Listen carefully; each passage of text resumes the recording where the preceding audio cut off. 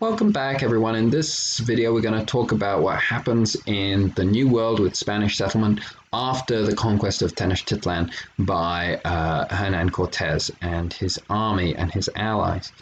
What's important to remember is that Cortés, what sets him apart is that he's not just another conquistador.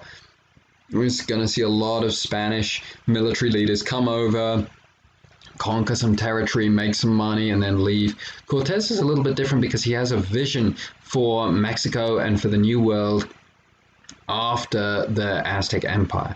And remember, although the Spanish have conquered Tenochtitlan, the Aztec Empire doesn't just disappear, and there are still only relatively few Spaniards. And so Cortés's great success is going to be one, that he's going to maintain control over other conquistadors, other Spanish military captains who start to arrive in Spain at that time. He's going to force them successfully to respect his authority. His other great success is that he presents himself to the Native American peoples as an heir to the Aztecs. So he marries into the Aztec ruling family. He maintains the local Aztec governors. Every time one of them dies, they're going to be replaced by a Spaniard, but the process is going to be gradual.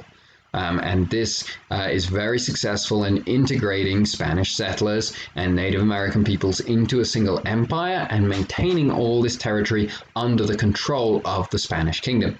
And so Cortés is going to oversee the continued expansion of New Spain. You can see that New Mexico is on the map here. And by the time he leaves the New World for the last time in 1545, we see that Spanish expeditions and explorations are now reaching as far north as the Midwest and as Missouri. Other Spanish expeditions and conquests further expanded their influence in the Americas. The Incas of Peru in South America were one of the most organized societies in the world. Their sophisticated program of taxation funded temples, funded public water systems, irrigation systems, funded fortresses, and funded roads to create an infrastructure necessary to communicate and to connect a large and wealthy empire. Francisco, we'll talk a little bit more about the Inca dynasty. This was a tightly controlled dynasty where the heir to the throne would marry his sister in order to isolate the bloodline, make sure there could be no rival claims to the throne. Francisco Pizarro arrives in Peru around the 1520s. He was someone who had grown up as a very poor swineherd, never really learned to read and write, never really received an education in that way. He arrives in the Americas as early as 1513, so right around the same time as Cortés. He fights with Cortés. He is a subordinate of Cortés, and he gains a reputation as a soldier and as an administrator and as a survivor.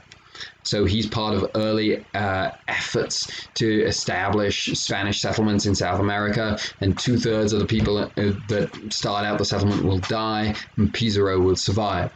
Pizzaro noted that there were some very precious metals that were used by Native Americans in the ornaments that they wore, and these were some of the Native Americans that they were interacting with. And so he established an expedition to find this kingdom in the mountains of Peru. And it took him a long time to find the kingdom. There were many, many failed attempts.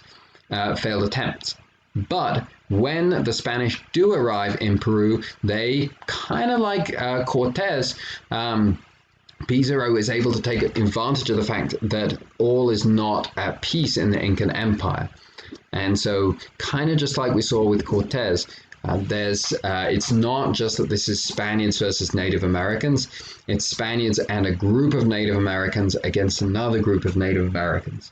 And so Pizarro is going to be able to take advantage of this. When they arrive, the Incan ruler Atahualpa had just captured and executed his brother, and he invited Pizarro and his companions to the celebration. The Spanish get there first, and they lay an ambush with cannon. They kill thousands of Incas, or at least hundreds of Incas, and capture Atahualpa. And Pizarro promises to set him free if Atahualpa will turn over enough gold to him. Atahualpa does this, and then Pizarro executes him anyway. From this point onwards, the war in the Inca kingdom becomes even more confusing. We're going to see that there are different Inca groups and different Native American groups that are fighting against one another, but there are also different Spanish groups that are fighting sometimes with one another, sometimes against one another. In 1541, Pizzaro is going to die, and he's going to die fighting another Spanish military group. In the end, the Spanish are going to be successful. They become the most important military group in the struggle. If you have the support of the Spanish, you can become the emperor. The person who has the support of the Spanish is going to become the Incan emperor. And eventually, the Spanish just do away with having Incan emperors and take control of the empire. However, for another 30 years, you're going to find Incan forces that are fighting against the Spanish in some corner of the empire or another. So, two main lessons to take away from studying Cortez and Pizzaro. This isn't just Spaniards versus Native Americans. This is only possible because the different Native American groups are fighting against one another. And two, that these conquests take a long time. So are long and complex processes. Hernando de Soto had gained a reputation as someone who was a fearless and successful soldier.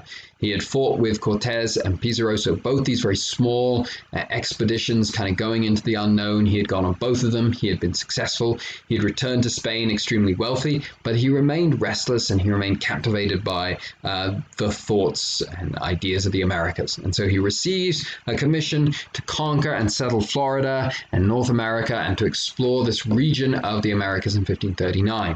And he arrives with 600 soldiers, about 200 horses, and 200 pigs that they were going to bring along with them as their food supply. DeSoto sets out from Florida, as you can see here. He makes his way north through Appalachia, through Tennessee, touching on South Carolina. They reach and cross the Mississippi, but shortly after crossing the Mississippi, DeSoto himself dies. And his companions on the trip, they're going to try and make their way across Texas and reach Spanish settlements in modern-day Mexico and South Texas. But somewhere in East Texas here, they run out of provisions, so they have to return to the Mississippi, sail down the Mississippi, and then return to Spanish settlements on the mainland.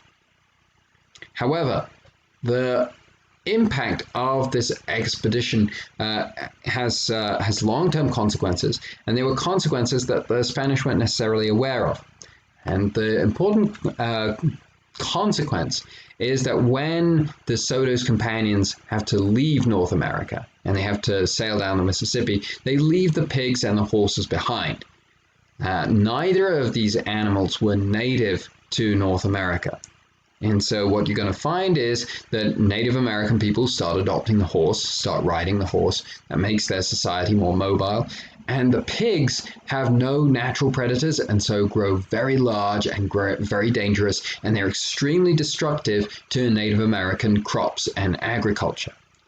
And so Native American peoples are going to start to become more nomadic, partly because the horse makes it possible for them to become more nomadic, and partly because the pigs make it more dangerous and a more volatile existence to continue to try and farm, knowing that a herd of pigs can arrive and devastate your crops in one night, and you can be exposed to the very real threat of starvation.